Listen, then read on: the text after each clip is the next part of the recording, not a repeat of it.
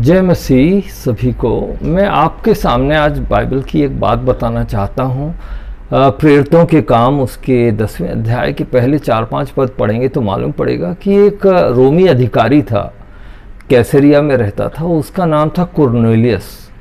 और जो कुरनेलियस था वो गैर यहूदी था, लेकिन उसके बारे में लिखा है कि उसकी प्रार्थनाएं और उसके दान पुण्य जो थे वो परमेश्वर के स्मरण में आ गए। परमेश्वर ने उनको याद किया और परमेश्वर ने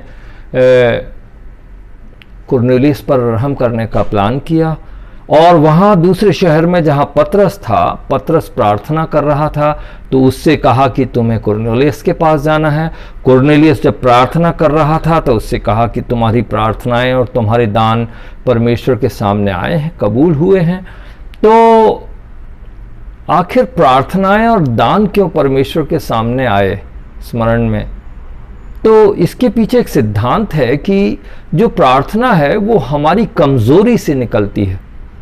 जब हम कमज़ोर होते हैं, बेसहारा होते हैं, जब हमारा कोई मददगार नहीं होता है, जब हम ऊपर देखते हैं, जब चारों तरफ देखने में हमारी कोई मदद नहीं आ रही है, हम टूट चुके हैं, हमारी आंखों में आंसू हैं, हमारा कोई सहारा नहीं है, ऐसे वक्त प्रार्थना होती है, ऐसे वक्त घुटने पर आया जाता है। और इसीलिए परमेश्वर जो हमारी कमज़ोरी से निकलने वाली बात है, चाहे वो हमारी आहें हों, बाइबल में रोमियो में लिखा है कि हमारी आहें भी परमेश्वर के सामने शब्द बनकर पहुंच जाती हैं।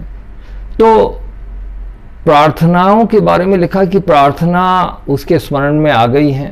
तो हमारे चमत्कार के काम, हमारे भाषणबाजी, हमारी किताबें लिखना, हमारे गाने गाना, हमारे मिशन के बड़े बड़े काम, दुनिया की वाहवाही कमाने वाले हमारे इतने बड़े काम, वो क्यों नहीं आ रहे हैं उसके सामने, परमेश्वर के सामने?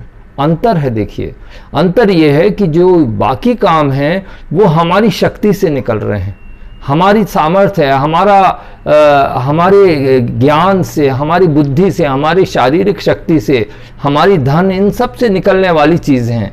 इसका मतलब ये नहीं कि वो ख़राब हैं, लेकिन मेरा कहने का मतलब है परमेश्वर, जब हम कमज़ोर होते हैं तब बाइबल कहती है कि हम शक्तिशाली होते हैं। तो प्रार्थना हमेशा घुटनों पर आकर करिए। घुटने दर्द देने दीजिए, घुटने काले पड़ जाने दीजिए, लेकिन जब आप घुटनों पर रहेंगे तो अपनी आज्ञाकारिता दिखाएंगे कि हम परमेश्वर की इच्छा पूर्ण करना चाहते हैं, उसकी आज्ञा में रहना चाहते हैं, और हम कमज़ोर हैं। और इसीलिए प्रार्थना हमेशा परमेश्वर के घर तक पहुंच जाती है।